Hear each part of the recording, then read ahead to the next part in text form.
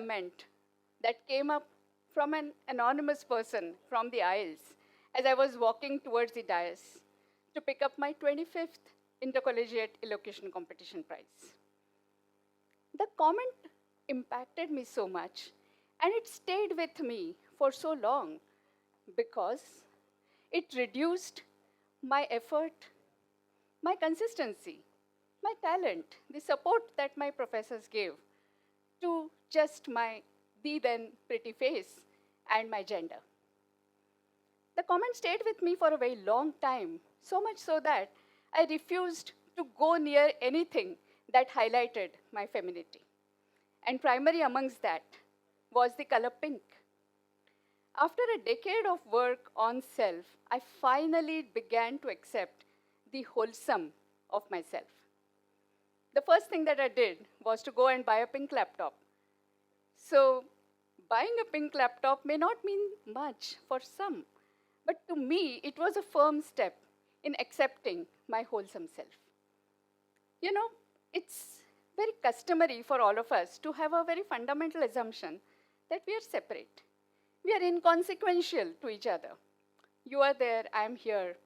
Whatever happens between us is just optional.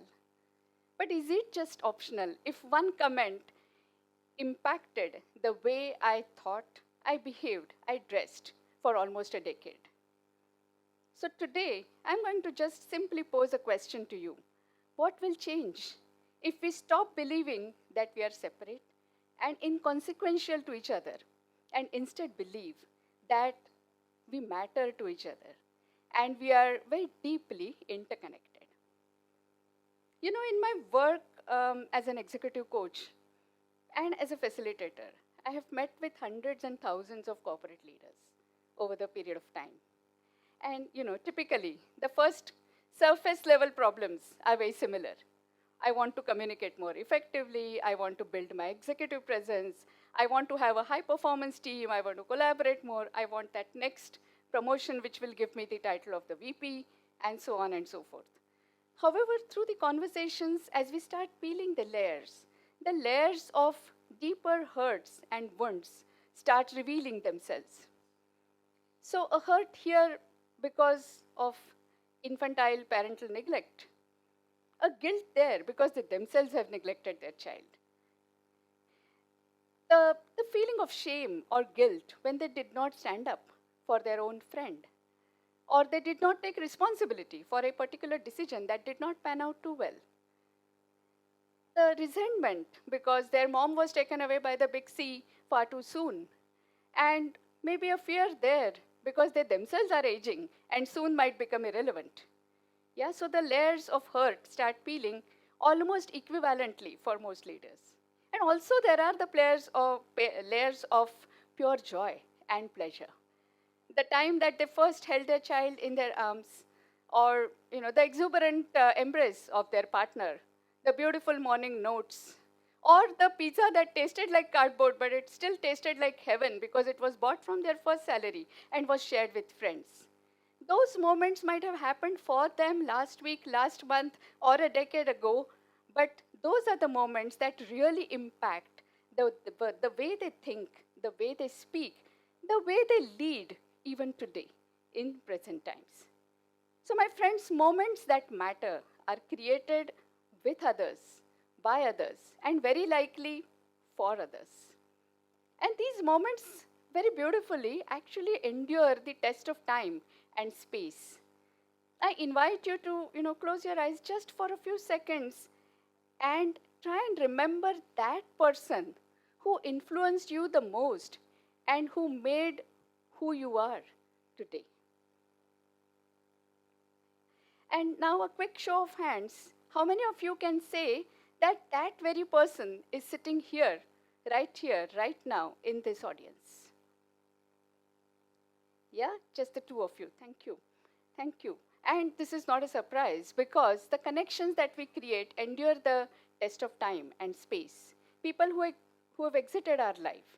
The idea that comes up only after we are ready for that. Or the insight that actually manifests for us long after our faculty has left the class. I think those are all the moments that get created slowly but surely.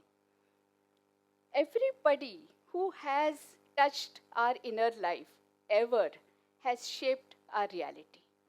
And by the way, as somebody else is shaping our reality and has shaped our reality, we are also shaping someone else's reality all the time. So, and this insight did not come to me as a beautiful sunrise. It came to me as a slap on my face. So, just last week, I was just speaking to my domestic help, and she said, my daughter left her job. And that was a telecaller job. I was surprised. I mean, it was a decent paying job and not physical labor like her mother. Why would she do that? And my help said, oh, she just couldn't take it. Whole day of hearing to, phone banging, angry rejections, and people using profanity, people just saying no, and people just yelling at us. She just couldn't take it. And one evening she said, Mom, I want to leave this job because I might, what nowadays people call going into depression. And that moment I was myself filled with shame and guilt because I have done this to so many anonymous telecallers over the years without realizing, without being conscious of the impact that I was having on their reality in that moment or even a few seconds. So, my friends, everybody who has interacted with us ever has shaped our reality, and we are shaping others' reality. And it's cognitively very well understood. I mean, Maya Angelou said so many years back, right? People will remember, they will never forget how you made them feel. We know it. I think it is written in so many books, and it must be coming in your Instagram feeds if you follow something like that. But then, what really comes in the way of us behaving differently with cognizance of this cognitive knowledge? That's the question that I've been pondering over for last few years. I couldn't say that I've mastered it, but I just want to present to you the two things that came to me as the causes of the reality not really manifesting as elegantly as it could between two people. So first and foremost, I think that within ourselves, inside, we are quite divided. We take sides, and we are too quick to label ourselves. We say, oh, I am strong, I am not weak. I am structured, I am not creative. I am logical, I am not kind. Or like the pink laptop girl, I am gender neutral, I am not feminine. Yeah? So for all the time, we are just disintegrating ourselves inside and failing to really integrate ourselves inside.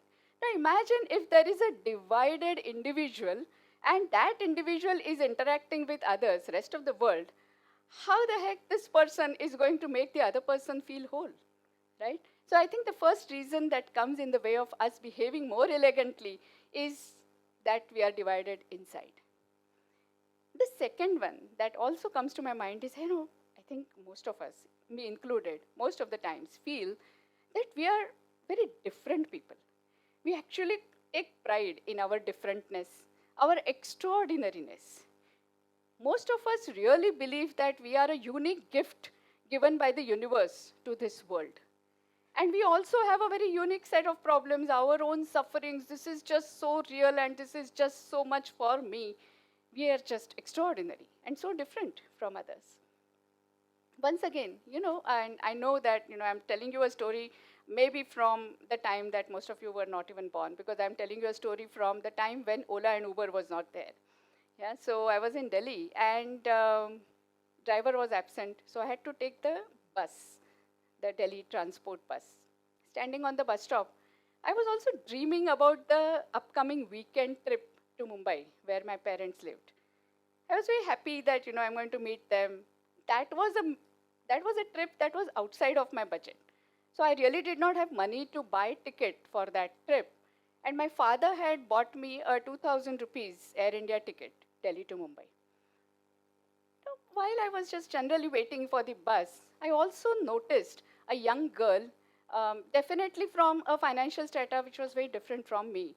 A young girl carrying an infant in her arms and accompanied by someone who definitely looked like her father. He came to drop her off at the bus stop.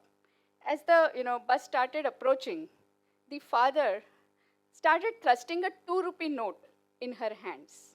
I don't know how many of you have even seen a 2 rupee note, But he started thrusting a 2 rupee note in her hands. She hesitated. He insisted. And finally, as the bus screeched to a halt, he managed to thrust that 2 rupee note in her hand. And that was the bus fare for her to go back to her sasural, right? So 2,000 rupees and 2 rupees. When the difference of 3 zeros, and does it really distinguish my father's love from her father's love? I would really invite you to take a moment and let it sink in. How different are we really from each other, and how extraordinary lives are we really living? Yeah. So, my friends, I really want to invite you to think about these two things: being wholesome inside and being aware of the similarities that we all have and we may want to nurture with us. So, think about the tiniest possibility that we are able to impact each other's lives. Every field that we enter, we alter. Every attention that we give, we turn a possibility into an opportunity. Every remark that we make, every frown that we have on our forehead, or every smile that we offer to someone else is shaping their reality in that moment, right there, right now. The tapestry of being human has been woven much, much behind us, and it's going to be woven in future by many other people. But it is just this piece of tapestry that we are responsible for weaving. And we wouldn't buy a fabric if it was off, if the weave was off, if it was discolored. Then why would we not want to have an elegant tapestry of the life of us and people with whom we are trying to weave it? Yeah? So keeping this thought in mind, weaving the unfinished tapestry of being human with attention, with care, with kindness and with compassion, my question to you is, how would your interactions change from now on?